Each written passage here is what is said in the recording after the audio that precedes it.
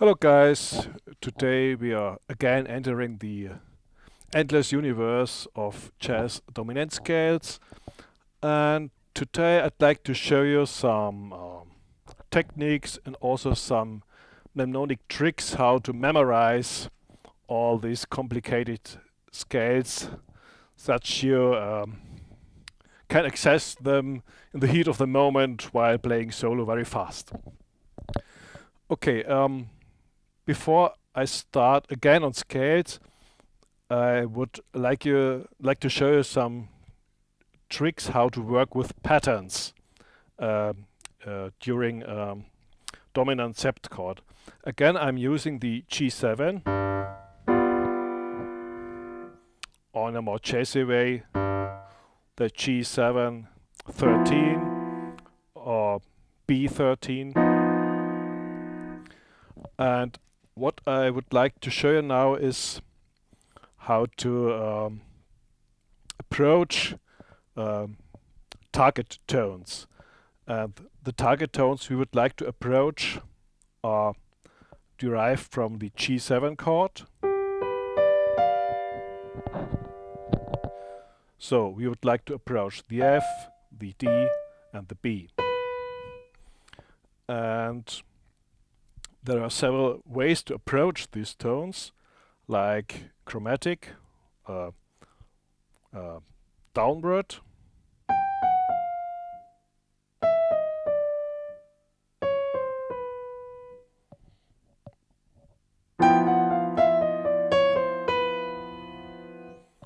okay, this is not yet very exciting, so we will modify this pattern and we will add another tone. Again, we approach the F, the D, the B, and we will add a third.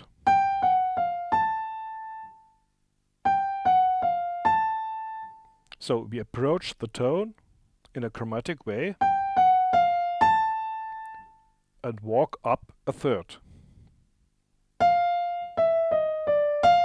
Again, the chromatic approach to D.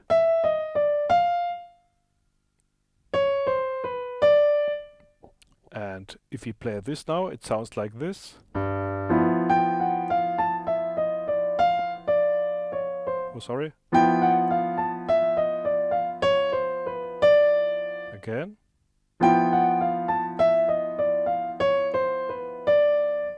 Okay, it sounds more interesting now. And we can further modify this.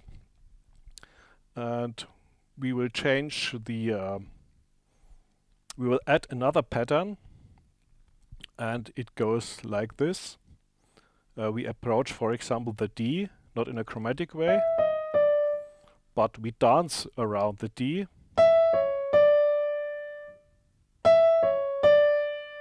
All right.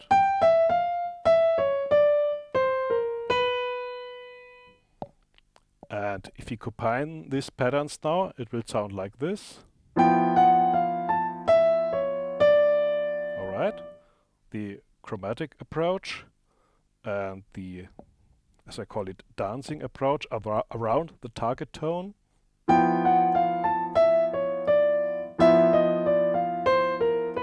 Okay, again.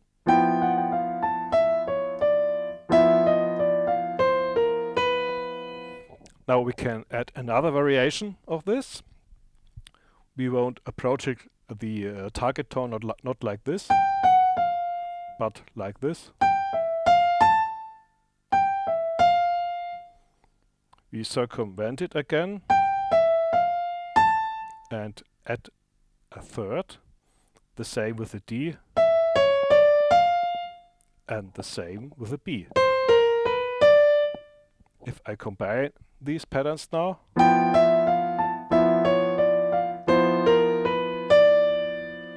and again, you can now mix these different approaches like this. Now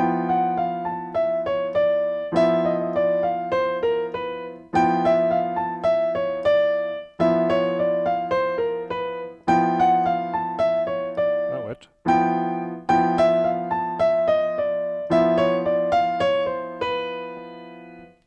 And so on and so on.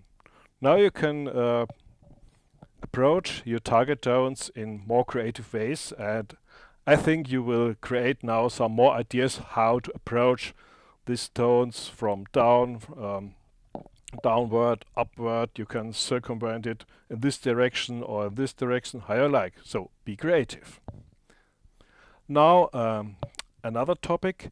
I'd like to show you now some memory hooks or grips, if you like, how to get a quick access to dominant scales. For this purpose, we will start with the G Mixolydian again.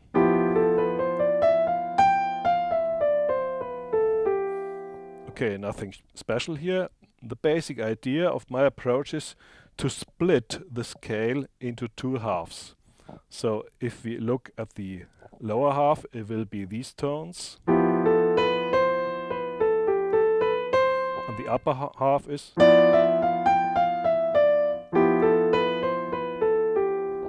Now, if we, for example, change to a Mixolydian sharp 11,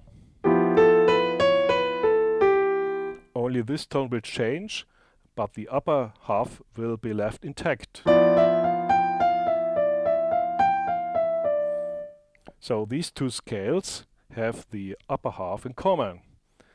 This is also the case with the half-tone whole tone scale. Look at this.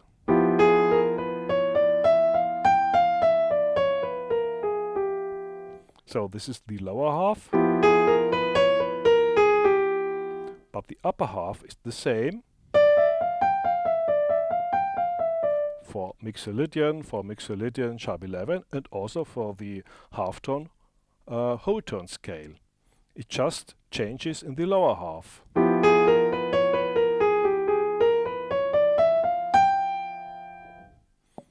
And the idea now is that you only have to memorize half of the scale, because if you split them, they are partly the same. Okay, now let's look at another scale, the altered scale.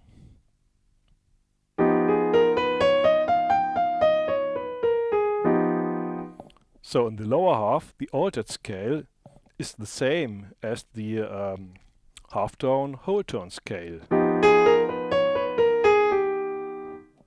This is the altered scale. And the half-tone whole tone.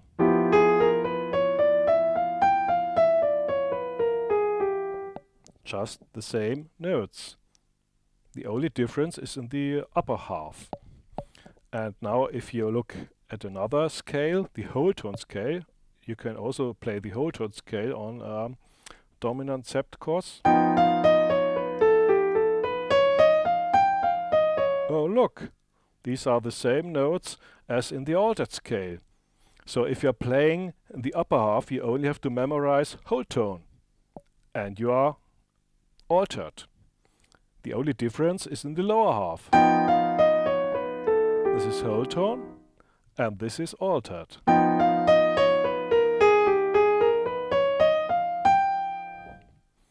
Okay, for me personally, this helped me a lot to memorize scales. I hope it's also the case for you.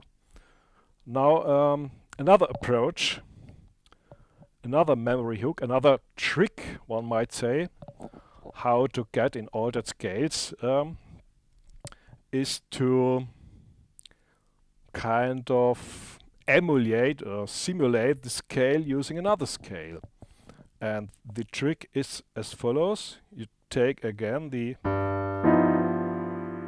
G7 altered,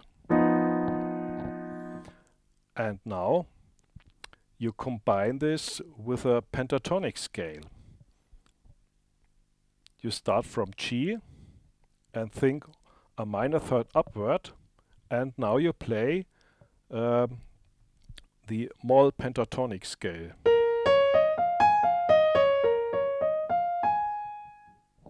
So if you are in G7, you go one minor third upward, and from this third, this is the B flat, you play the B flat minor pentatonic.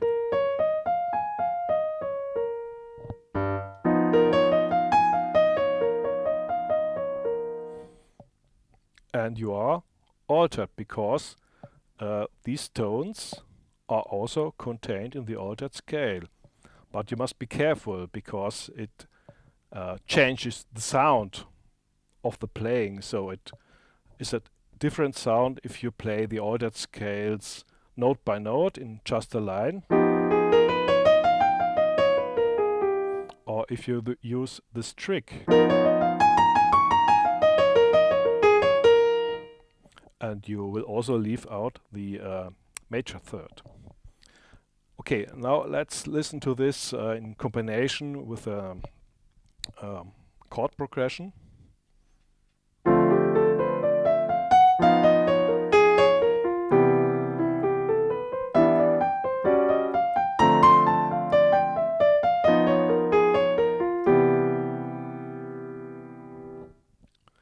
You might have noticed if I play the A7, I also used the pentatonic trick. This is A, minor third upward, and again the minor pentatonic, minor C. Again.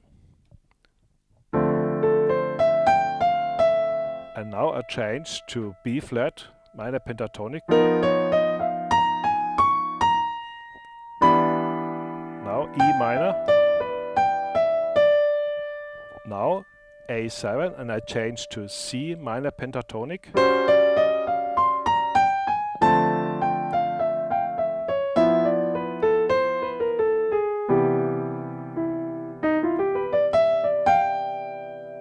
Alright, and you will notice that playing or that replacing the altered scale by this pentatonic trick, it also changes the sound and the feeling of your playing. So you might combine this trick with a general pentatonic-like playing.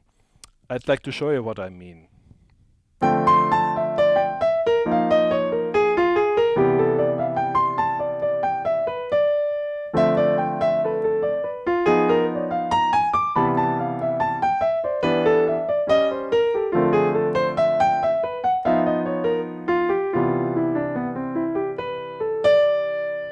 Like this.